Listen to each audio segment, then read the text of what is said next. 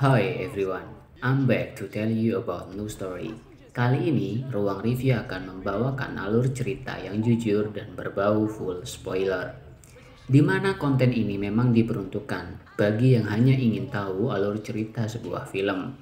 Jika kalian suka bisa like, share, comments, and subscribe. Karena dengan semua itu kalian sudah membantu untuk menghidupkan tungku kami. Terima kasih, semoga konten ini membuat Anda terus rebahan. Let's get started. Snowpiercer 2013. Film ini bercerita di mana manusia hampir semuanya punah. Hanya ada sebagian manusia yang selamat, yaitu manusia yang menaiki kereta, di mana kereta itu sudah berjalan selama 17 tahun lamanya. Semenjak bumi tak bisa ditempat tinggali manusia lagi. Semua permukaan bumi sudah ditutupi oleh salju yang turun tak henti-henti karena ulah manusia itu sendiri. Cuaca yang begitu dingin membuat banyak manusia yang mati. Film ini diambil dari sudut pandang kelompok manusia yang tinggal di gerbong paling belakang. Sebagai rakyat biasa, sudah penasaran seperti apa alur ceritanya? Hayo!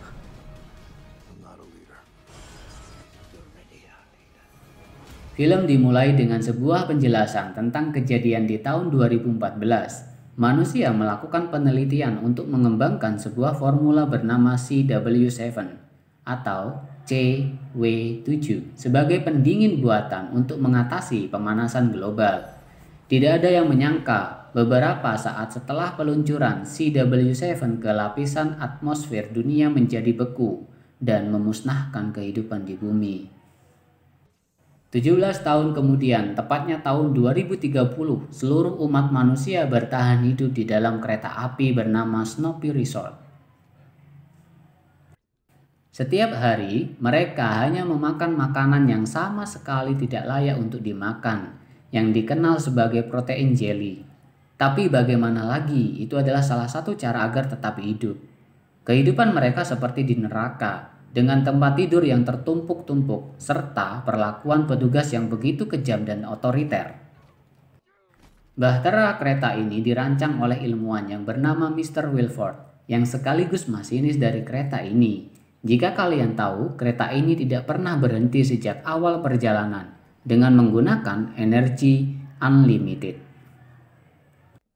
Di kereta ini manusia masih saja membeda-bedakan status sosial. Permasalahan pun tiba ketika orang-orang tinggal di gerbong paling belakang ini belum pernah bertemu dengan Mr. Wilford karena mereka memang tidak diizinkan untuk pindah ke gerbong depan.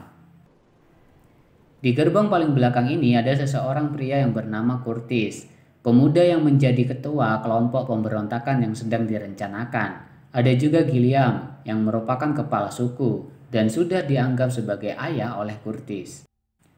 Mereka semua memang sedang merencanakan sebuah revolusi di mana mereka akan memberontak dan berpindah menuju gerbong terdepan. Curtis dan Gilliam sudah mengatur strategi sampai ke bagian paling detail untuk melakukan sebuah revolusi.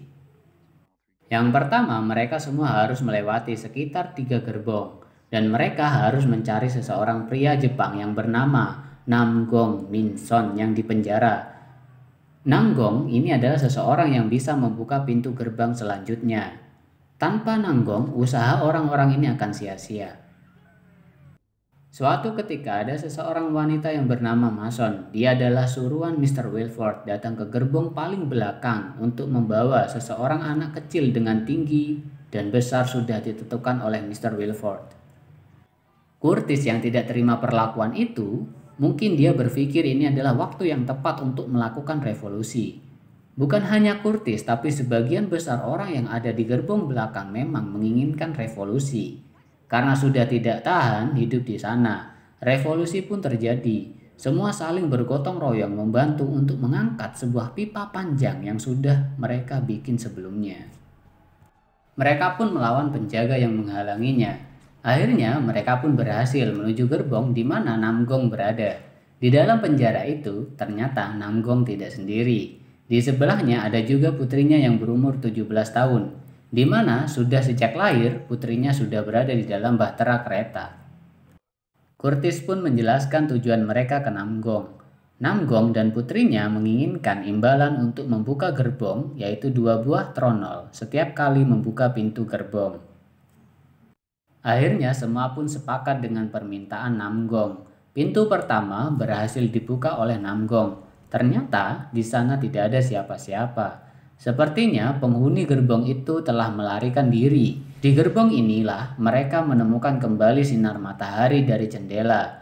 Di luar sana mereka semua melihat dataran yang sudah lama mereka tidak lihat. Mereka pun melihat salju masih saja menutupi semuanya yang ada di bumi. Bumi pun terlihat mati dan membeku. Gerbong selanjutnya akan dibuka. Mereka pun tak lupa memberi Namgong dan anaknya imbalan yang dia minta. Gerbong itu ternyata tempat produksi makanan yang setiap hari mereka konsumsi. Ternyata makanan itu berasal dari sampah. Protein yang selama ini mereka makan terbuat dari serangga dan sebagian ikan busuk yang diolah kembali. Kejadian ini semakin membuat Curtis marah akan apa yang terjadi. Sekarang mari kita lihat gerbong selanjutnya. Cukup lama, Namgong mencoba membuka pintunya. Alhamdulillah, pintu itu tak terbuka. Saat sudah terbuka, ternyata di sana ada banyak penjaga yang bersenjata lengkap. Di belakangnya ada wanita yang memerintahkan. Dia bernama Mason.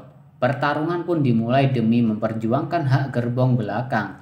Saat semua setelah selesai, Mason pun berhasil disandra oleh Curtis dan akan berjanji membantu Curtis dan lainnya untuk menuju gerbong di mana Mr. Wilford berada.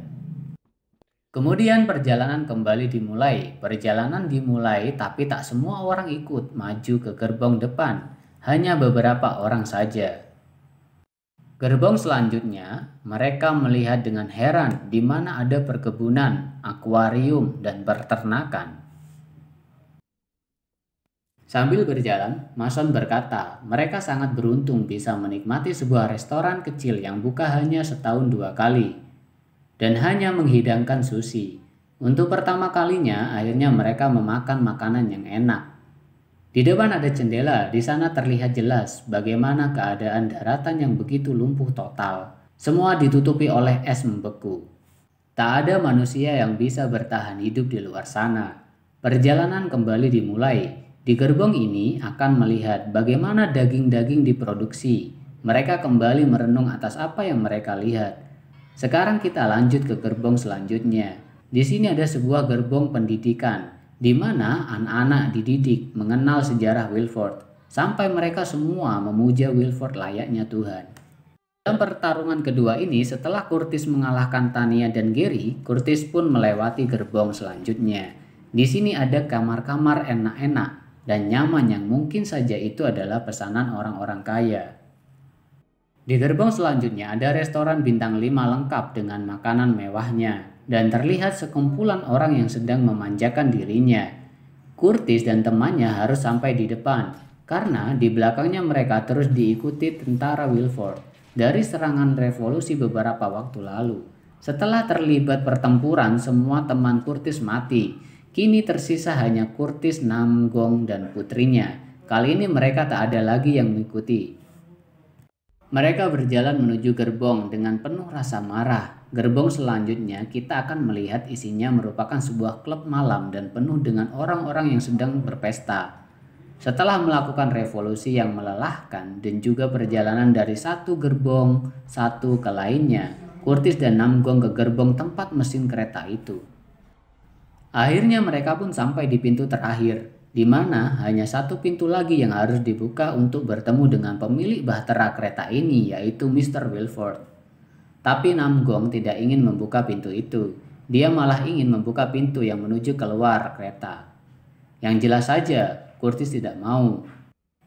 Namgong yakin betul kalau salju di luar sana semakin meleleh, karena dia melihat bangkai pesawat semakin terlihat di jembatan. Karena beberapa tahun sebelumnya pesawat itu nyaris tak terlihat sama sekali karena tertutup salju. Saat Namgong meledakkan pintu keluar, seseorang perempuan keluar dari pintu Wilford dan menembak Namgong. Kemudian wanita itu mempersilahkan Curtis masuk ke dalam bertemu Mr. Wilford. Dan inilah gerbong terdepan dari bahtera kereta, di mana kereta ini dikendalikan oleh seseorang yang berambisi besar yang bernama Mr. Wilford. Di sana Curtis sedang berbicara bersama Mr. Wilford. Tak disangka, Wilford menjelaskan semuanya. Revolusi yang memang dilakukan oleh Curtis dan kaumnya itu adalah rencana Mr. Wilford dan temannya yang hidup di belakang bersama Curtis, yaitu Mr. Gilliam. Selama ini, Mr. Gilliam dan Wilford saling bekerja sama untuk menjaga kestabilan kereta. Curtis pun memang diharapkan agar bisa menjadi penerus Wilford untuk terus membuat kereta ini berjalan. Tapi sayang, Curtis tidak menginginkan hal itu. Di bawah lantai, akhirnya Curtis menemukan seorang anak diambil paksa beberapa waktu itu. Dia pun menyelamatkannya. Kemudian Namgong meledakkan bahtera kereta itu. Tapi sayang, pintu gerbong paling depan rusak dan tak bisa ditutup. Akhirnya semua mati. Ya, semua mereka mati. Dan yang tersisa hanya Putri Namgong dan seorang anak yang diselamatkan oleh Curtis.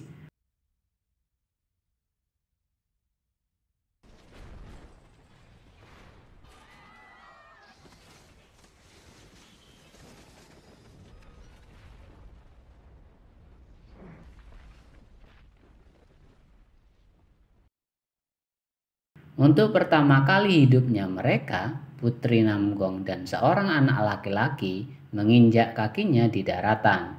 Di sana mereka melihat beruang dan film pun selesai.